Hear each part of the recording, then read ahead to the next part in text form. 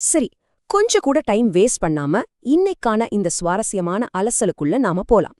இன்னைக்கு நாம ஜாக் ஃபென்னியோட ரொம்ப பிரபலமான த தேர்ட் லெவல் அப்படிங்கிற கதையோட பின்னணியில இருக்கிற மூளைக்கு வேலை கொடுக்கற ஒரு ஆழமான உளவியல் மர்மத்தை பத்தி தான் பார்க்க போறோம்.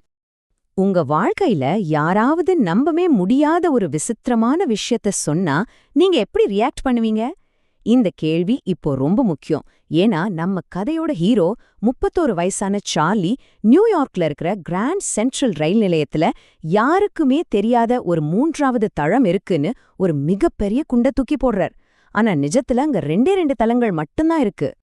இவர்தான் நம்ம சார்லி. எந்த பந்தாமும் இல்லாத ஒரு சாதாரண மனுஷன். இப்படி ஒரு ரகசிய இடம் இருக்குன்னு அவர் தன்னோட மனநல மருத்துவரான சாம் கிட்ட சொல்றார். அத கேட்டோனே சாம் என்ன சொல்றாரு தெரியுமா? இது நீ முழிச்சிட்டு இருக்கும்போதே காண்ற ஒரு கனவு அப்படின்னு சொல்லிடுறார். அதாவது சார்லி தன்னோட நிஜ வாழ்க்கையில சந்தோஷமா இல்ல, அதனால இந்த உலகத்திலிருந்து தப்பிக்க அவரோட மனசு இப்படி ஒரு கற்பனைய உலகத்தை உருவாக்குதுன்னு சாம் விளக்குறார். சாம் ஏன் அப்படி சொல்றாருன்னு நாம கொஞ்சம் புரிஞ்சுக்கணும்.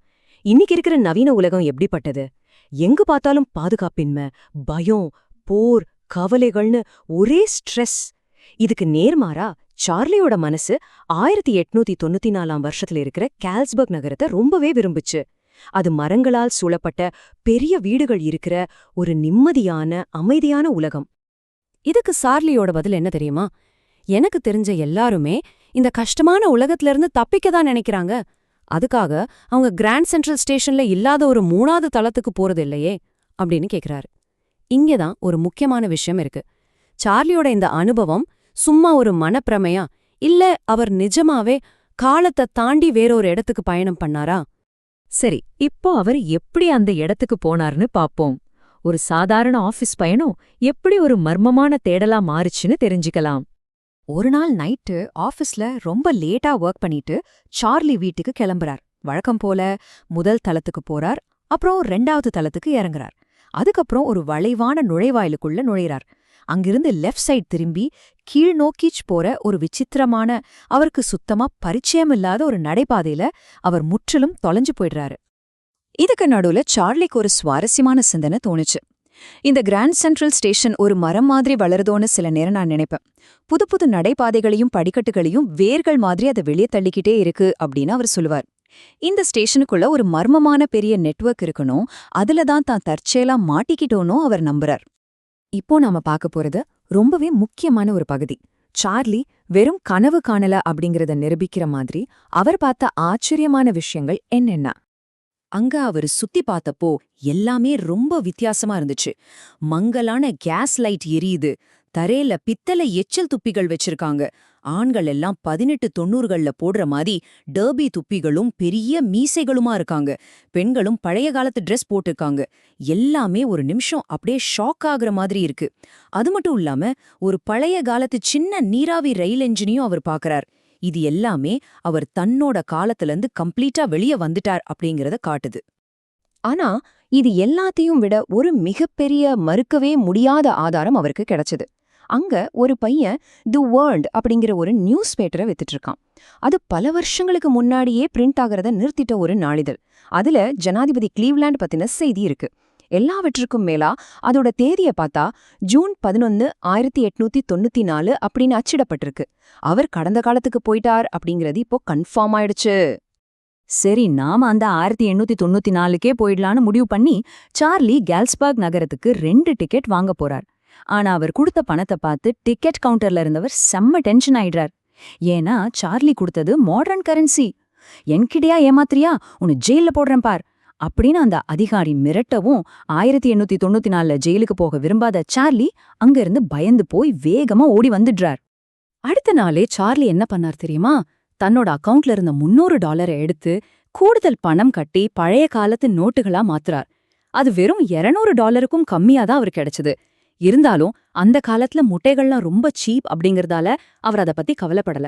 ஆனா பெரிய சோகம் என்னமா, அந்த 3வது தளத்துக்கு போற வழிய அவர் அதுக்கப்புறம் கண்டுபிடிக்கவே இல்ல. இப்படி எல்லாம் முடிஞ்சிருச்சு, இனிமே அந்த தளத்தை தேட வேணான்னு சார்லியும் அவரோட மனைவியும் நினைக்கும் போதுதான் ஒரு மிகப்பெரிய ட்விஸ்ட் நடக்குது. இந்த ட்விஸ்ட புரிஞ்சுக்க ஃபர்ஸ்ட் டே கவர் அப்படின்னா என்னன்னு நம்ம தெரிஞ்சுக்கணும். ஸ்டாம்ப் கலெக்ட் பண்றவங்க ஒரு புது ஸ்டாம்ப் ரிலீஸ் ஆகுற அன்னைக்கு அத வாங்கி ஒரு கவர்ல ஒட்டி உள்ள ஒரு எம்டியான பேப்பரை வச்சு தங்களுக்கு தானே போஸ்ட் பண்ணிப்பாங்க. இது அந்த ஸ்டாம்ப் வெளியான தேதியை நிரூபிக்கிறதுக்காக பண்ற ஒரு வழக்கம். அது எப்பவுமே திறக்கப்படாது.